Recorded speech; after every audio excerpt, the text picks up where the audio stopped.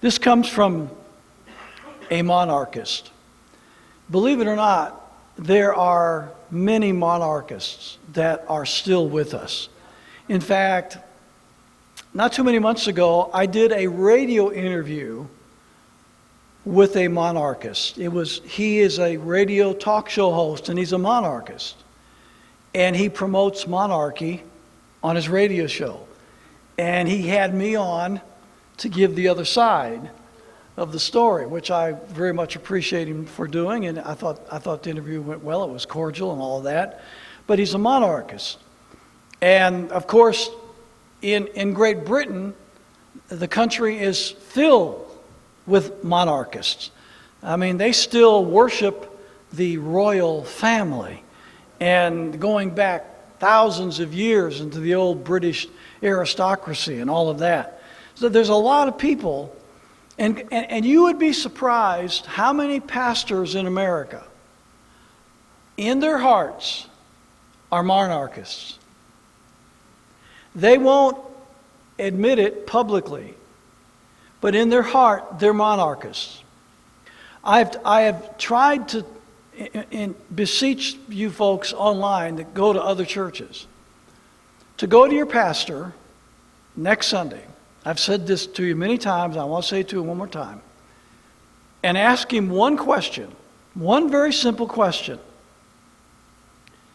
Pastor, do you believe our founding fathers were justified in the eyes of God to fight our war for independence from Great Britain? It's a very simple yes or no question. And see what he says. Most of them will not give you a one-word answer. Most of them will not give you a yes or no. Because in their heart, they believe that our founding fathers sinned against God when they rebelled against the British crown. In their hearts, they believe that. They don't want to say that because they don't want the people in their churches to know they believe that. But in their hearts, they believe that.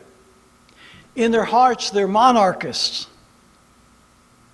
In their hearts, they believe in the divine right of kings. In their hearts, they're statists. They don't say this publicly for fear of retaliation.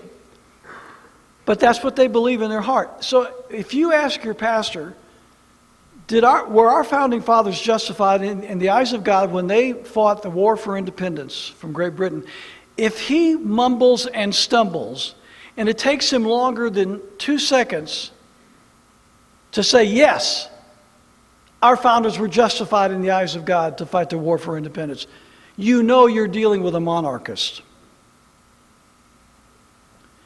This is a monarchist who's writing me. He doesn't tell me where he's from. Could be America.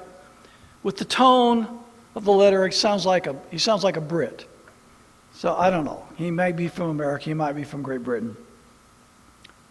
But he's a monarchist. Very short. It's just after my column about Independence Day that I wrote. And the message I preached last Sunday, Independence Now, Independence Forever. And I wrote on that for my column this week. He said, you Federalists are a pox upon the people. A pox, a disease. You Federalists are a pox upon the people.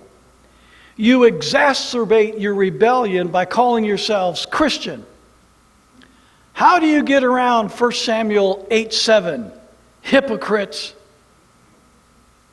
1 Samuel 8:7 says, and the Lord said unto Samuel, hearken unto the voice of the people in all that they say unto thee, for they have not rejected thee, but they have rejected me, that I should not reign over them.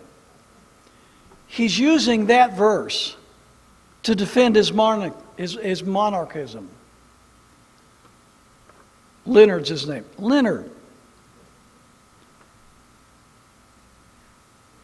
That verse is about the people of Israel disobeying God by choosing to put themselves under the authority of a wicked king, King Saul.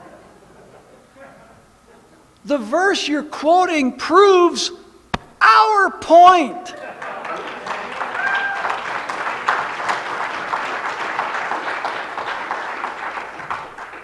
And as far as how, Leonard, 1 Corinthians 7:23, ye are bought with a price. Be not ye the servants of men.